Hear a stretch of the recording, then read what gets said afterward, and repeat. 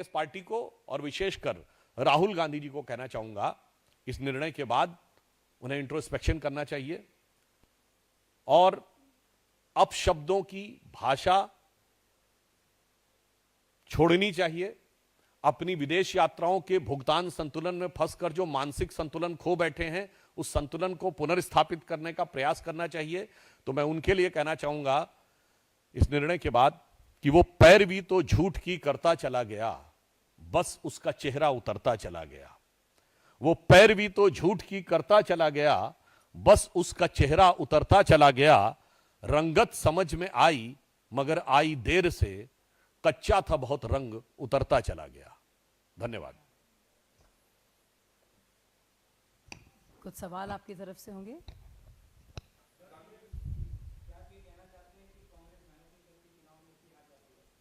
अब मैंने तो यह प्रश्न सामने रखा है, आपने कितनी बार उनको जिला अध्यक्षों के, मंडल अध्यक्षों के, बूथ केंद्रों के कार्यकर्ताओं के बीच में काम करते हुए देखा है? और तो और अपने ही वर्कर्स पे आरोप लगाते हैं। याद करिए, राहुल गांधी जी अहमदाबाद गए तो कहते हैं गुजरात में दो प्रकार की कांग्रेस है, एक कांग्रेस जो कांग्रेस के साथ और एक कांग्रेस जो बीजेपी के साथ। मतलब अपनी पार्टी के नेताओं को छोड़िए, कार्यकर्ताओं का भी ऐसा अपमान करने के बाद कोई सोचे। और मैं दूसरा कहना चाहता हूं, मैं कांग्रेस पार्टी से एक और सवाल करना चाहता हूं। आप सिर्फ विपक्ष में नहीं है, आप कई राज्यों में सरकार में भी हैं, और 3 राज्यों में तो आपकी अपने दम पे सरकार है, हिमाचल, तेलंगाना और कर्नाटक।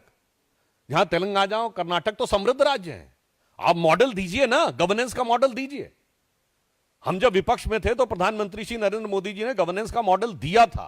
तमाम सरकारी जो इंडिकेटर्स थे उसमें उस समय की सरकार उसको स्वीकार करती थी, टॉप रैंकिंग्स में आते थे। कई प्रतिष्ठित पत्रिकाएं लगातार गुजरात को टॉप रैंकिंग स्टेट्स में देती थी। अब हमने मध्य प्रदेश में जो एग्रीकल्चर के प्रोड्यूस को फूड ग्रेन पूल्स में सबसे ऊपर तक पहुंचाया था। मध्य प्रदेश में ये लाडली लक्ष्मी योजना उसी जमाने में आई थी। शिवराज जी को मामू कहना उस जमाने में शुरू किया गया था। उत्तर प्रदेश में हमारी सरकार, इवन जब कल्याण सिंह जी की सरकार आई थी और राजनाथ सिंह जी मुख्यमंत्री थे, तब लॉ एंड ऑर्डर इतना मजबूत होता था। वो एक मॉडल था। तो मैं कह रहा हूं, आपका मॉडल क्या है? विपक्ष में कोई मॉडल यह है कि हर राज्य में 2 धड़े हैं कांग्रेस में, और दुम धड़म धड़ैया रे, सबसे बड़े लड़ैया रे, कि पहले मुझे मिल जाए कि मुझे मिल जाए।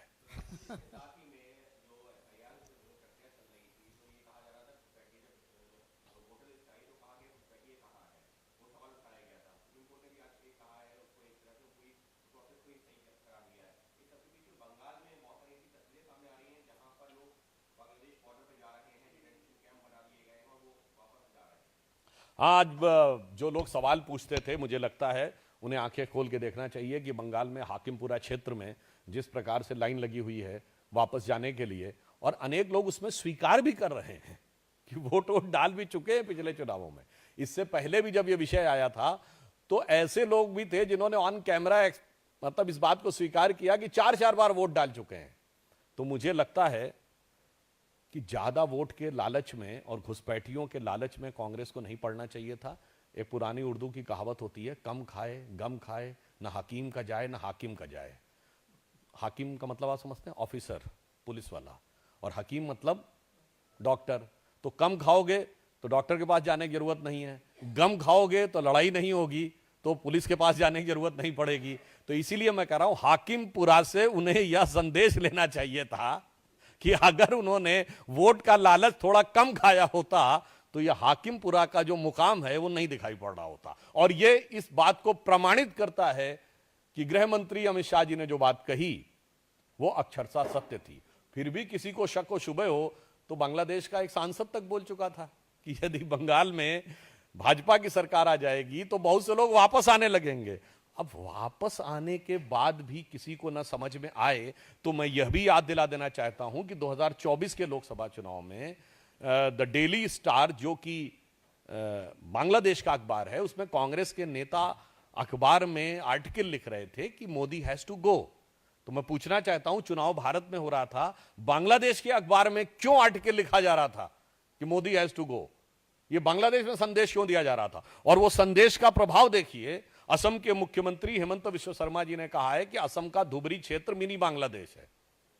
और उस तथा कथित मिनी बांग्लादेश, जो मैं नहीं कह रहा हूं, असम के मुख्यमंत्री एक नहीं अनेक बार कह चुके हैं, तो उनसे ज्यादा तो बेहतर स्थिति को नहीं जानता होगा, वहीं से सबसे रिकॉर्ड जीत कांग्रेस को हासिल हुई है।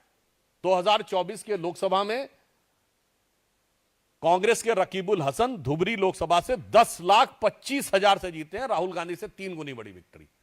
तो मुझे लगता है इसके बाद अगर आप तार जोड़ के देखेंगे तो सारा खेल समझ में आ जाएगा।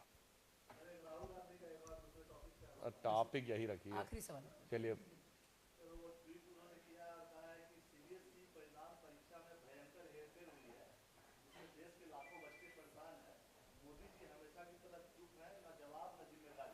देखिए, अभी जो वो चुनाव में हेरफेर कर रहे थे, उसके फेर में बुरी तरीके से पढ़कर वो बाहर नहीं निकल पा रहे हैं, इसलिए वो इस प्रकार का दुष्प्रचार करने का प्रयास करते हैं। और मैं कहना चाहता हूं, हमारी सरकार पूरी गंभीरता के साथ, पूरी सतर्कता के साथ, पूरी सजगता के साथ, पूरी संवेदनशीलता के साथ इस विषय पे काम कर रही है। हम वो लोग नहीं हैं कि इनके राजस्थान के मुख्यमंत्री कहते थे मैं जादूगर हूं, मैं सब ठीक कर दूंगा। इस ढंग का असंवेदनशील बयान देने वाले हम लोग नहीं हैं।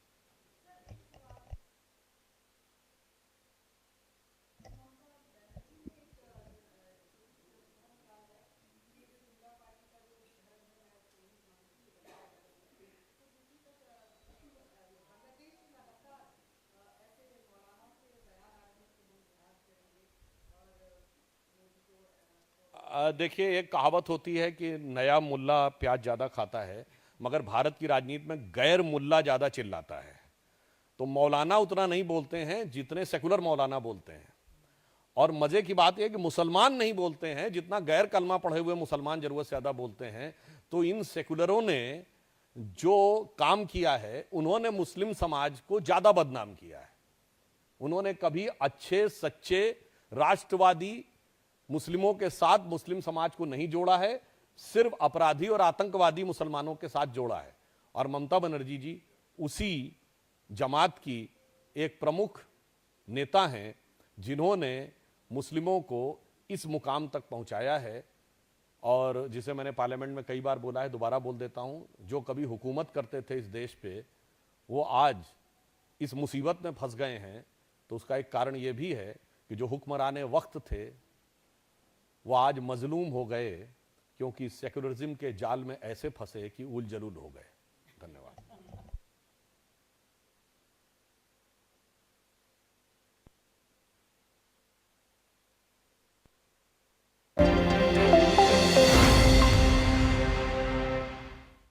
हमें पता है